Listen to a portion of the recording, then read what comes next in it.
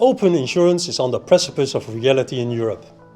But what does this really mean for insurers and their customers?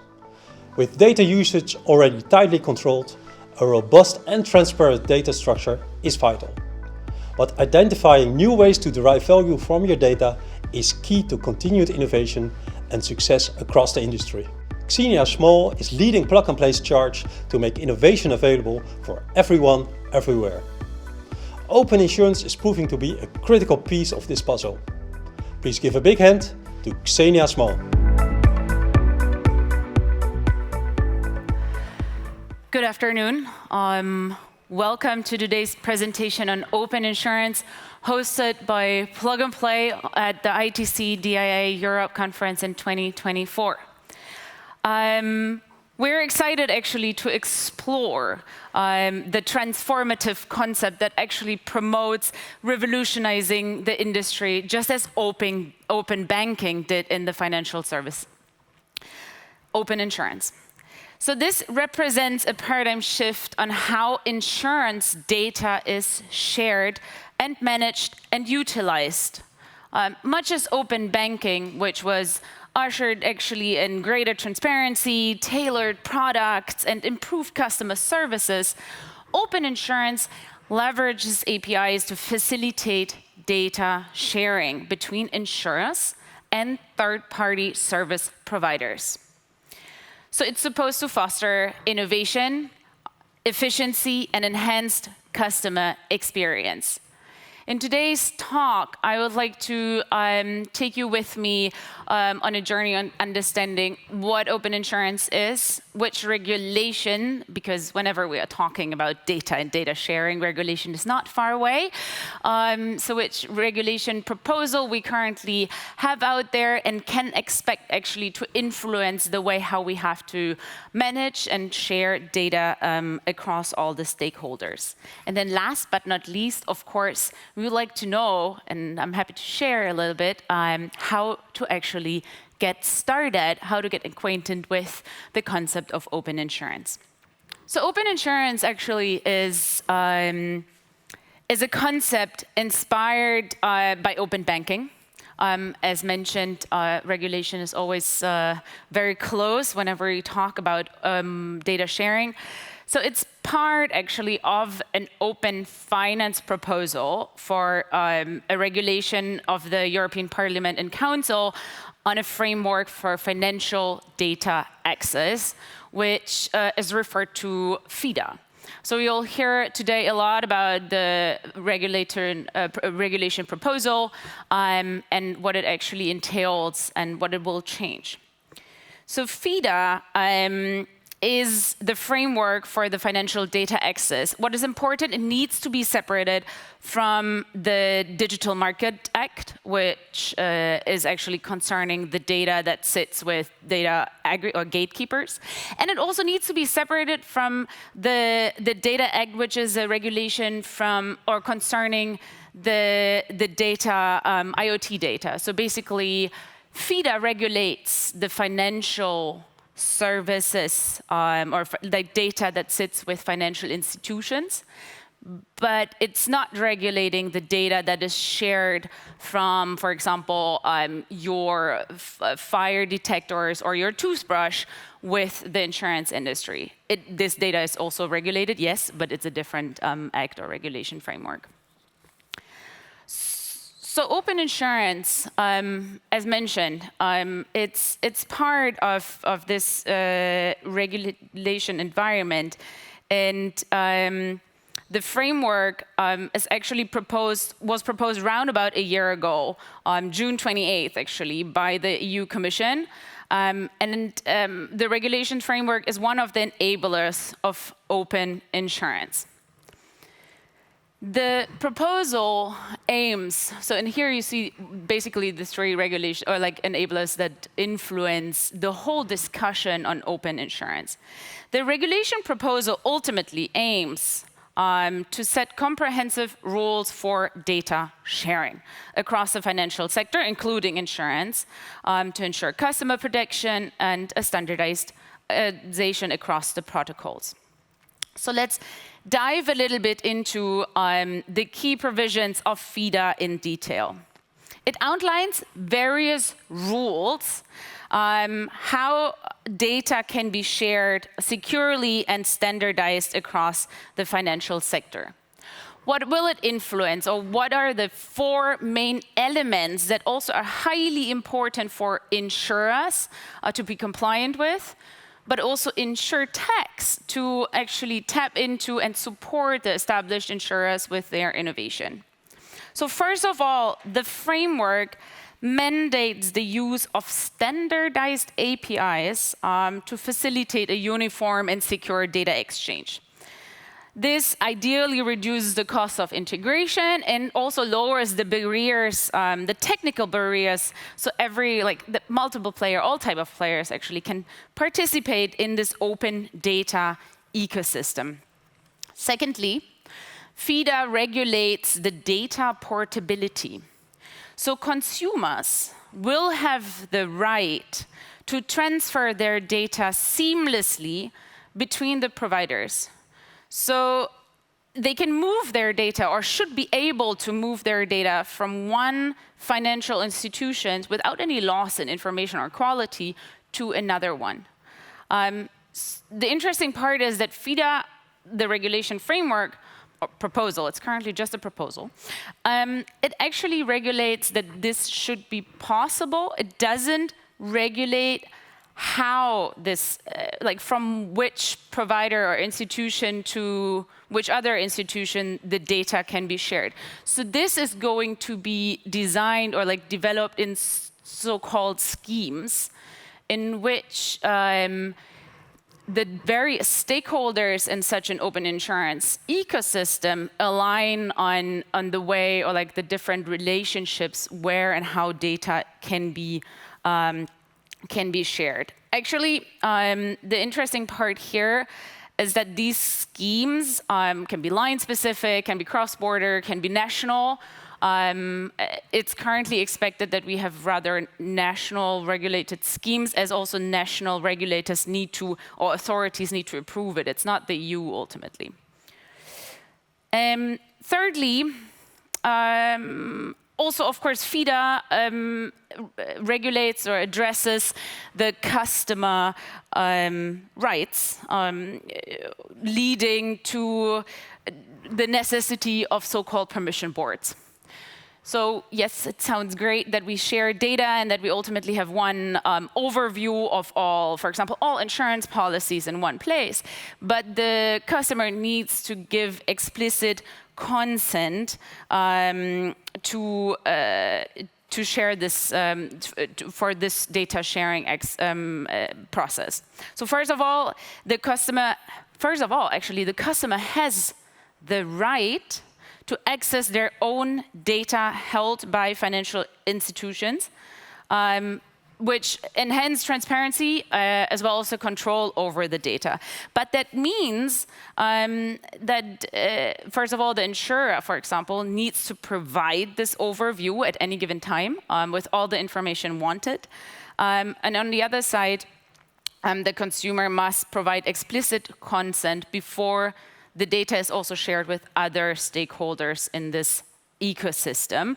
And they also have the right to withdraw the consent at any time, which leads, again, when we talk about changing and what the regulation actually will entail, it leads to the fact that there needs to be a consent or permission dashboard somehow in place, installed by the insurers or the different financial institutions, allowing this data consent management, always also compliant to GDPR. So just because the consumer agreed on sharing a certain set of data for a certain product, for example, like recommendation in their policies, doesn't mean that this data then in the next step can be used for other product recommendations or personalized policies. So it will be fun. So let's probably quickly, before we go into the compensation aspect, which I assume everyone is interested in, let's quickly have a look on which data can be shared. Like, which data are we talking about? So FIDA will regulate only financial, let's put it this way. Only financial service institutions can obtain the data without any specific authorization. So banks, insurers, like all type of crypto platforms, and so on and so forth.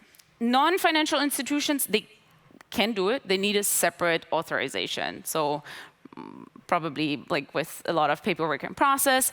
Also here, data can be shared and obtained. What's not connected, and I assume that's a question that will come up in the advanced discussions, currently it's not regulated or addressed in the FIDA framework, what is actually, like any rules for the big techs. Are they prohibited to obtain data, or is this also a way to go? So here, there's no clear statement. So the data can range from various types or categories. So it can be mortgages, credit assessments, or loans, savings, crypto, real estate, or all type of financial assets, pension rights, non-life product details.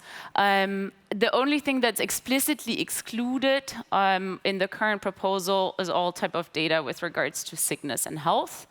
But everything else, all the way to credit worthiness assessments, can be shared. So going back to this slide, interestingly enough, in comparison to PSD2, is that the data holders can build a business model around this data sharing process. For example, with this way, they can charge the data users, the third parties, for all the charge it, but for a specific fee. This should be ideally an incentive for the data holders to invest into the IT infrastructure, to the APIs, to really guarantee a high quality and constant quality also in the data that is shared. So still, it states reasonable compensation. So we will not make a fortune with it, but probably cover the costs for installing your IT infrastructure, for developing the APIs and the network connections. It will not compensate anything like actually getting or collecting the data in the first hand. So the initial proposal for FIDA, the regulation that is driving open insurance, or like trying to regulate open insurance, let's put it this way, was introduced in June 2023. We are expecting for 2024, early 2025, the finalization of the rules and an implementation phase all the way until the end of 2026, beginning of 2027, from when onwards then monitoring and enforcement will actually enforce a continuous compliance. In summary, FIDA is really the robust framework specifying on the consumer rights and the data sharing rules that really is supposed to open up and create a very transparent finance ecosystem. But as mentioned, it's three key enablers that we are actually looking at. The second and the third are definitely technology, especially APIs, that will really enable the insurers to connect with a wide range of service providers, and then the changing or evolving consumer preferences.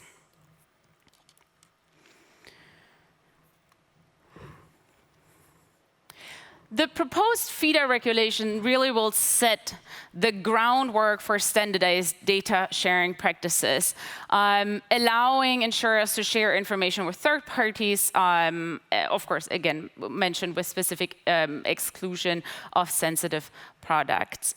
So we are expecting a kind of open insurance ecosystem where we'll see upstream data flow, for example, from your smart devices, but also downstream data flow to distribution partners, as you can see on this quite holistic overview here.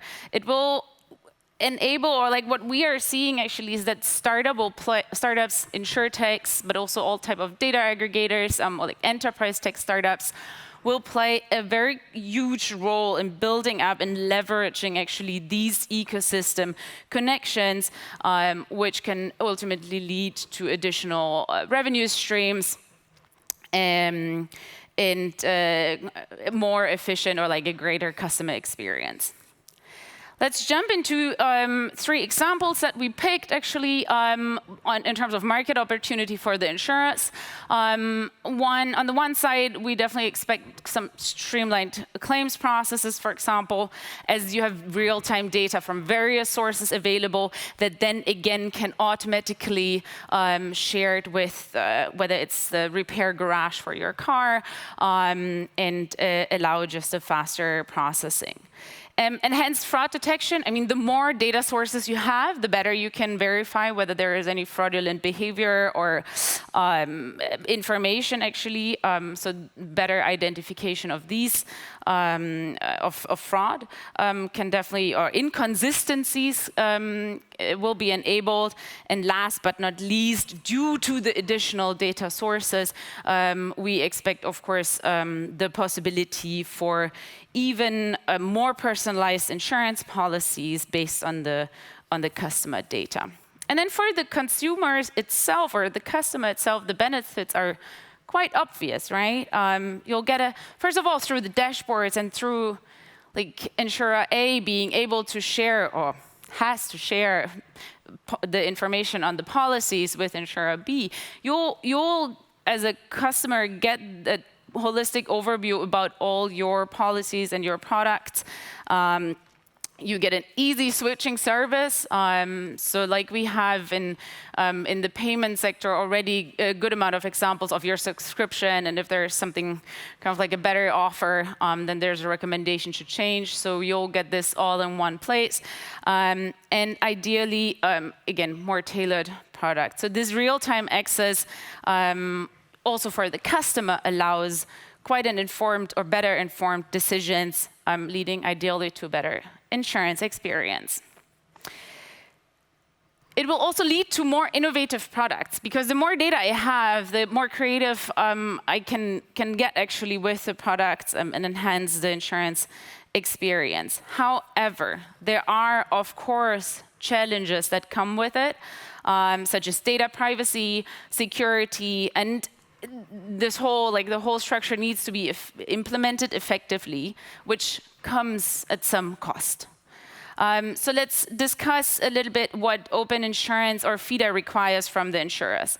So first of all, you need to have the data sharing infrastructure. This includes developing standardized APIs for the secure data exchange, and it all needs to meet the FIDA technical standards. Then one of the key requirements I've mentioned is creating these consumer dashboards. So you have to provide, or insurers have to provide, real-time access for the customer to their insurance data. This is one technicality, or one infrastructure that needs to be established. Then this all comes, the more we share the data and the more we kind of save data at one place, it has to come with advanced security, cybersecurity measures to protect all the customer data. So from encryption to authentication and regular security audits. Last but not least, the consent management. I spoke about it earlier. So it requires really the insurers to obtain explicit consent before sharing, in line with also the GDPR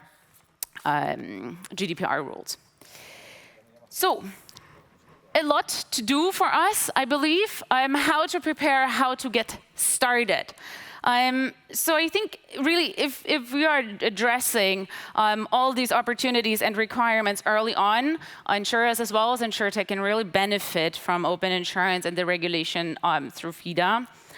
First and foremost, I think it's extremely critical to develop a comprehensive open innovation strategy. So this means that you have to define the areas where openness or data sharing really makes sense and creates an added value. So what we are currently proposing to our insurance partners with Plug and Play is really doing an open insurance kind of like capability assessment. Where does it make sense to start, and developing use cases. Next, it's really about prioritizing the regulatory compliance and risk management. So like staying informed, like getting involved in the scheme development, and really being just up to date with all the data protection that's needed is a second point. So this kind of like community engagement, but also a regular exchange with the regulators is highly recommended. Our favorite point is, yes, the active engagement in the whole open insurance development, and all this collaboratively. So collaboration is really paramount to open insurance. You need to identify partners across the whole sector and develop partnership models that outline the mutual benefit and responsibilities for a collaboration between the insurers and tech companies when it comes to all the ways of like how data can be shared. Of course, starting gradually is recommended. We love piloting and like all these proof of concept with startups, and we truly believe that this is the way how we can create really new business opportunities. The fourth point, investing in technology and the data infrastructure. That's cornerstone of the preparation. Focus on API and data analytics capabilities. Develop these APIs to really enable a seamless integration and ensure the cybersecurity and data governance in the back. And last but not least, keep your customer at the core. So really tailor the products, get their feedback, and work with them really across the entire open insurance strategy. So in conclusion, preparing for open insurance involves a multi-staged approach, including strategic planning, regulatory compliance, tech investments, consumer focus, and an active collaboration. So let's take these steps together, and you'll be well positioned in this newly developed open insurance ecosystem. Thank you very much for your attention.